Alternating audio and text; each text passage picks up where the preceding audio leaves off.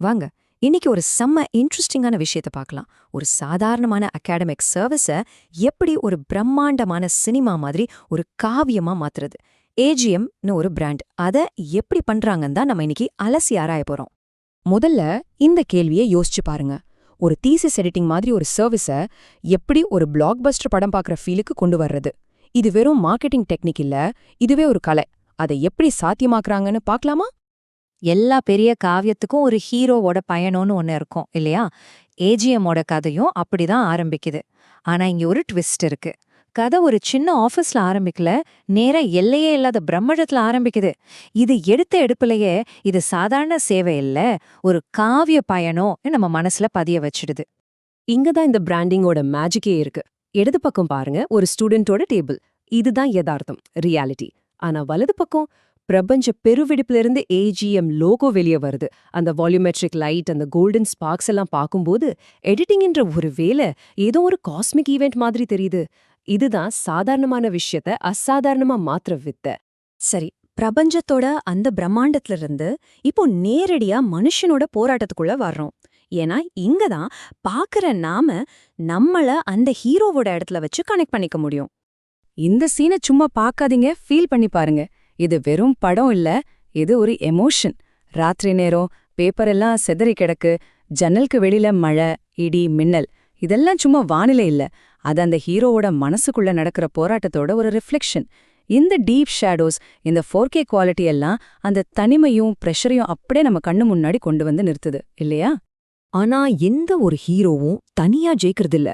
அவங்களுக்கு ஒரு மென்டர், ஒரு வழிகாட்டி வேணும். இங்கதான் ஏஜிஎம் அந்த மென்டரா உள்ள வராங்க, ஜெயிக்கிறதுக்கான பவர்ஃபுல் டூல்ஸோட.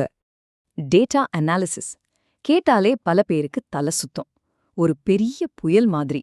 ஆனா இங்க பாருங்க, ஏஜிஎம் அது ஒரு சூப்பர் பவரா மாத்திருக்காங்க. நம்ம ஹீரோ அந்த டேட்டா புயலோட சென்டர்ல நின்னு குழப்பத்தை தன் கண்ட்ரோலுக்கு கொண்டு வராரு. இது கஸ்டமருக்கு என்ன சொல்லுது? சிம்பிள், நாங்க உங்களுக்கு பவரை கொடுக்கறோம்னு சொல்லுது.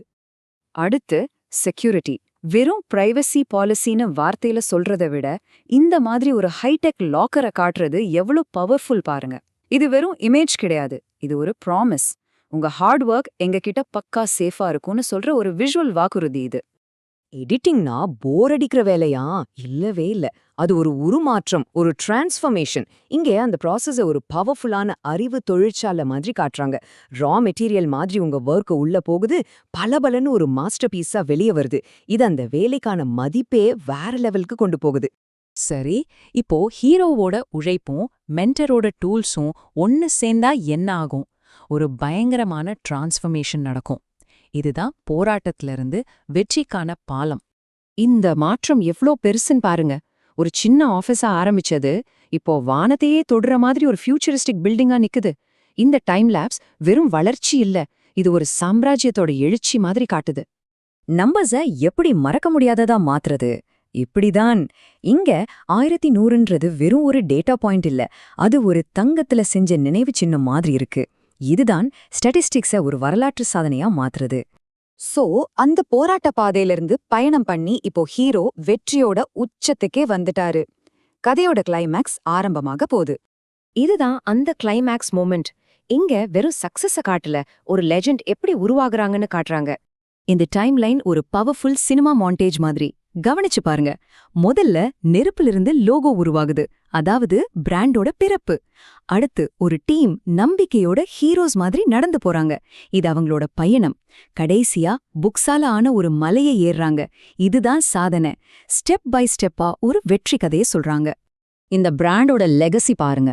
12 வருஷம்னு சும்மா போடல. அந்த கோல்டன் லைட், ஃபயர் ஒர்க்ஸ் எல்லாம் இது ஒரு ராயல் செலிப்ரேஷன் ஆகுது. இது கஸ்டமருக்கு என்ன சொல்லுது? நாங்க நேத்து வந்தவங்களில்ல, நம்பகமானவங்கன்னு சொல்லுது. இப்போ அந்த ஃபைனல் ஷாட், வாவ்! கதையோட எல்லா எமோஷனும் இந்த ஒரு ஃப்ரேம்ல ஒன்னு சேருது. கீழே அக்ரோமான கூட்டம், ஸ்டேஜ்ல நிழல் உருவமா அந்த டீம், வானத்துல சூரியன் மாதிரி உதிக்கிற லோகோ. கூஸ்பம்ஸ் மொமெண்ட் இது. இதுதான் முழுமையான வெற்றிக்கான விஷுவல். கடைசியா இந்த கேள்வியோட நான் முடிக்கிறேன். பிராண்டிங் இந்த அளவுக்கு ஒரு காவியமா மாறும்போது அதை நம்ம வெறும் மார்க்கெட்டிங்னு சொல்லலாமா?